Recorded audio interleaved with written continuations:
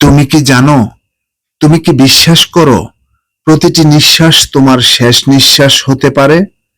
আজ তুমি ঘুমোচ্ছ, খাচ্ছ, হাসতেছ, কিন্তু মনে রেখো, মৃত্যু অচিরেই তোমার দুয়ারে কড়া নেড়ে দাঁড়াবে। তখন তোমার কোনো ডাক, কোনো আর্জি, কোনো বিলাপ কেউ শুনবে না। কবরের অন্ধকারে শুয়ে থাকা এমন একটা ভয় যে তোমার রুহও কাঁপবে। পার্থিব জিনিস কিছুই তোমাকে সাহায্য করবে না। কবরে তুমি একা, শুধু তোমার আমল থাকবে সাক্ষী। কিয়ামতের দিন সূর্য আগুনের মতো জ্বলবে, মানুষ ডুবে যাবে নিজের ঘামে।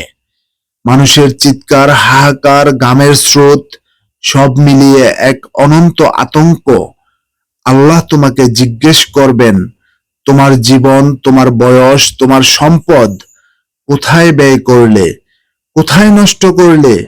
তখন তুমি শুধুই কাঁদবে আর হাহাকার করে বলবে, হায়, আমি যদি তওবা করতাম, যদি আমি নামাজ পড়তাম, যদি আমি আল্লাহর পথে চলতাম।